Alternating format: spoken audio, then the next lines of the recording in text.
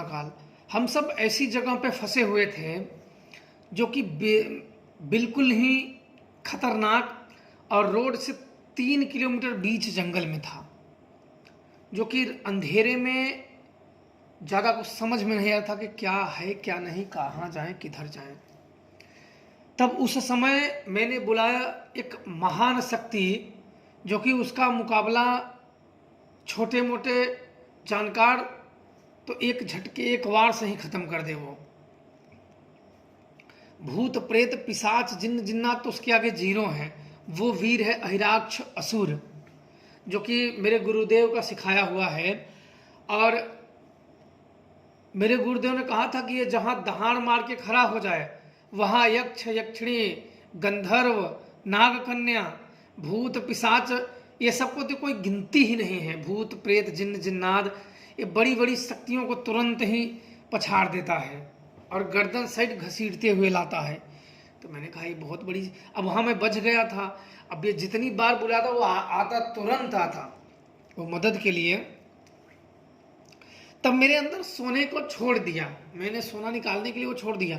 तब मेरे अंदर मन मेरा जागा कि उस बाबा का दर्शन करते हैं। अब तो बच ही गए हैं और माता महाशमशान काली सुरक्षा करेंगे ही करेंगी, क्योंकि वचनबद्ध हैं देवी, और वचनबद्ध और सुरक्षा करने के लिए मेरी आएंगी ही आएंगी। और देखते हैं अगर किस्मत में हो तो ऐसे बाबाओं का दर्शन करना, मौका नहीं छोड़ना चाहिए कभी भी।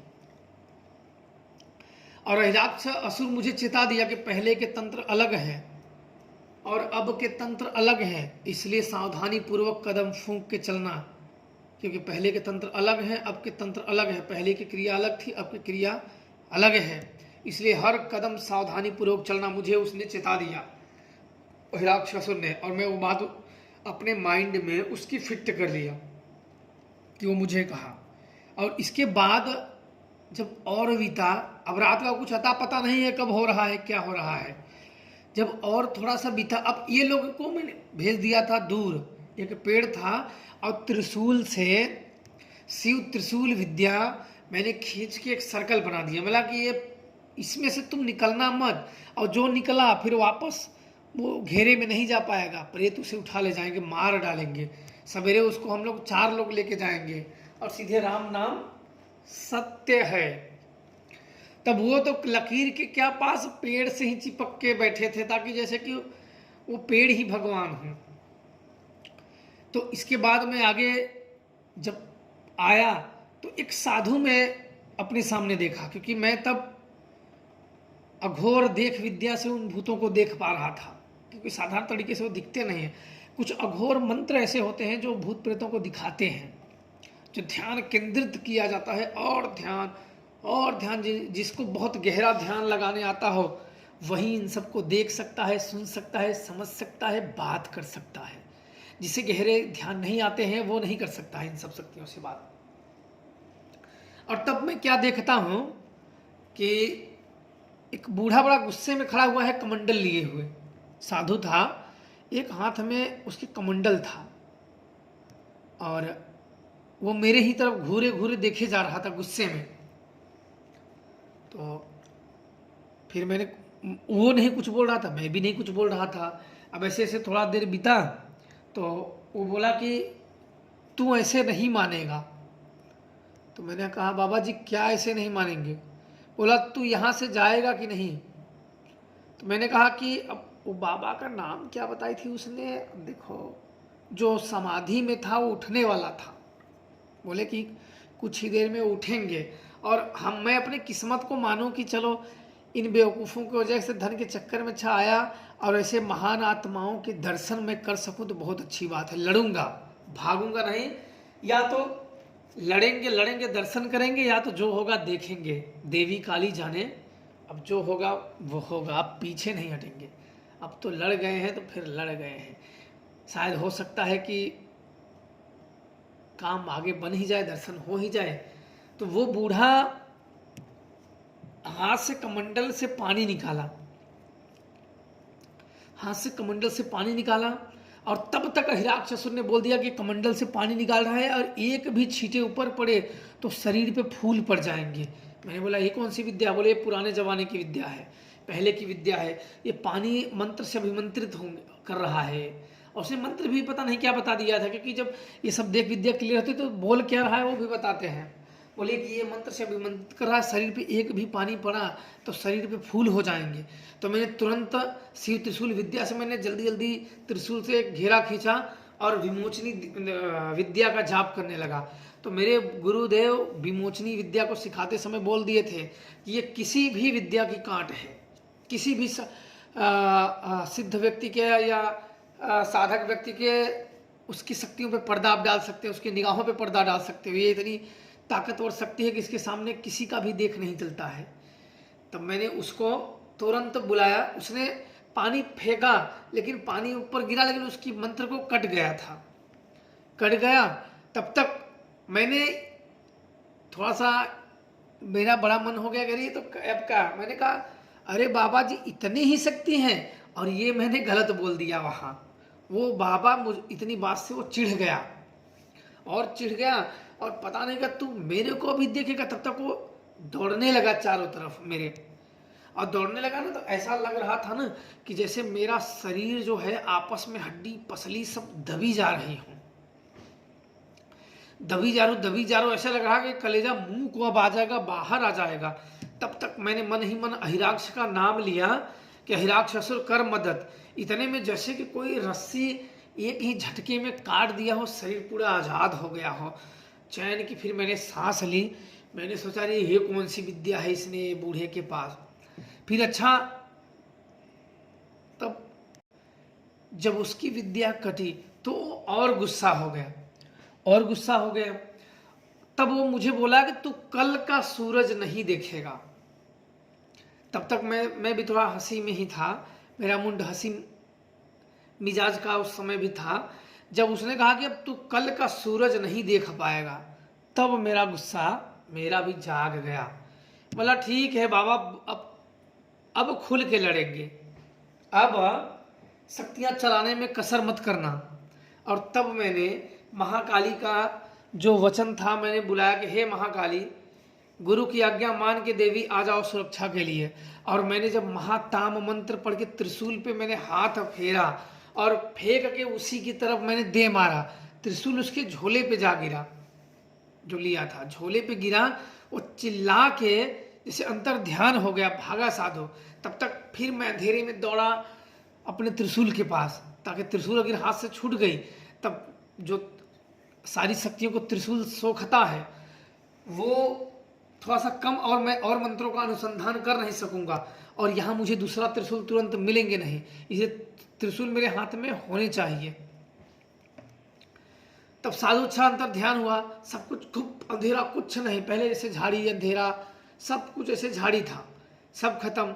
इसके बाद मैंने महाताम विद्या के और कठिन देख विद्या, बिल्कुल एकदम सटीक दूसरा चरण का मंत्र मैंने प्रयोग किया।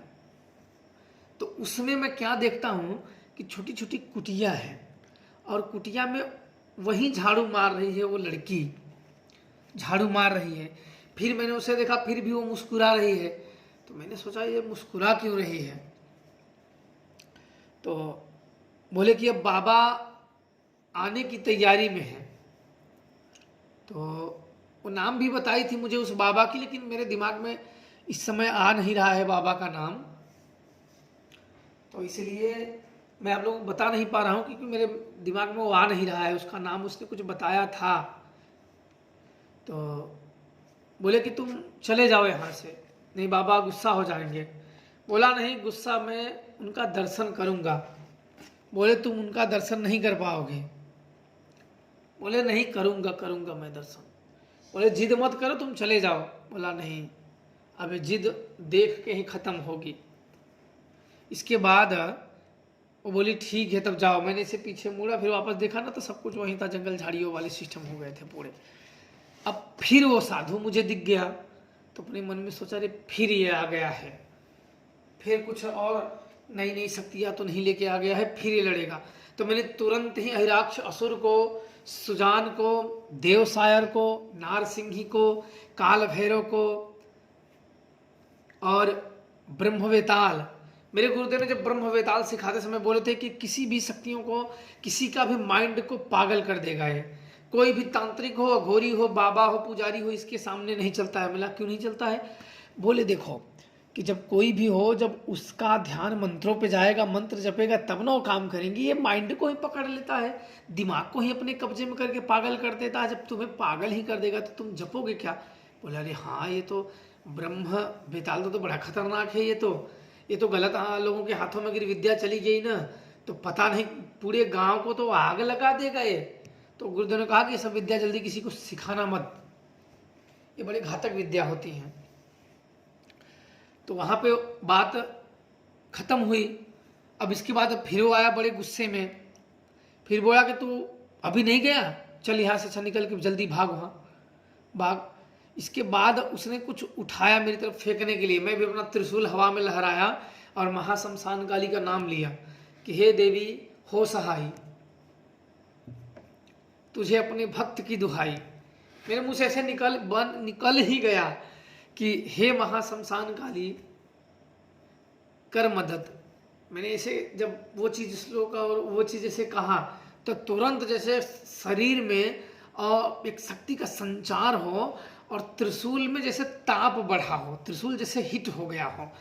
उतना हिट नहीं जैसे कि त्रिशूल में जान आ गया हो और उसमें कोई आग के पास उस त्रिशूल को सेक दिया हो, सेक के निकाला हो। और अहिराक्ष असुर तो बगल ही खड़ा था, वो अब जा नहीं रहा था। अहिराक्ष असुर भी अब खड़ा तैनात हो गया था। और जब तैनात हुआ, जब उस साधु ने अहिराक्ष को देखा तब वो थोड़ा सा शांत हुआ, क्योंकि अहिराक्ष असुर एक हाई पावर की शक्ति है। तो वो थोड़ा सा शांत हुआ, शक बगाया उसे देखने के लिए, क्योंकि ये भी इसके जब जहाँ आता है ना वातावरण में गर्मी का माहौल छा जाता है। तो वो भी थोड़ा सा शांत रहा। तब तक उसने कहा कि तू ऐसे नहीं मानेगा। तब उसने फिर कुछ अपनी झोली में हाथ डाला। डालने के बाद तब तक अहिराक्ष बोल दिया कि ये काली उड़द निकाल के जली हुई है, इसके झोले में उड़द लेके तुम्हारे ऊपर मारण प्रयोग करेगा और तुम बचो। बोला अरे बचूं कैसे? बोले कि तुम मुझे आगे करो और आप मुझे आगे करो, मैं सब देख लूंगा। मैंने तो बोला तुम ऐसे आगे नहीं हो सकते हो। बोले नहीं, वचन होता है ना कि जब मैं बुलाऊं तब आना, जब आओगे तब जो काम कहोगे वो ना, तो मैं तुम्हें बता रहा हूँ कि तुम बोलो। मैंने तुरंत कहा आप चलो तू आगे हो जा, इसके मारण को खत्म कर दे। मैंने जल्दी जल्दी में जो टूटा फूटा था वो मैंने तुरंत बोल दिया। तो तुरंत मतलब दहाड़ता हुआ अहिराक्ष असुर जब आगे हुआ तो बाबा निकाला कि हाँ वापस उस झोली में डाल लिया, क्योंकि अहिराक्ष असुर में जो उसके बातों से दिखता नहीं, उसकी बातों से लगा कि मतलब बहुत कुपित है। आज किसी से भी वो लड़ भिड़ने के लिए तैयार है। आज ऐसा वो विकराल रूप धारण किया था, देखने में आ रहा था कि जैसे कि कोई ब्रह्म काल हो, कि आज किसी से भी भिड़ने के लिए वो अहिराक्ष असुर तैयार है। तो आज के लिए बस इतना ही। वीडियो छोटे छोटे इसलिए बनाएंगे ताकि आप लोगों का भी समय ना जाए और आप लोग देख सको। अगले पार्ट में हम इसके बारे में फिर चर्चा करेंगे। तब तक आप लोग खुश रहिए, प्रसन्न रहिए। माता रानी और महादेव की आप लोगों पे कृपा बनी रहे। जय श्री महाकाल।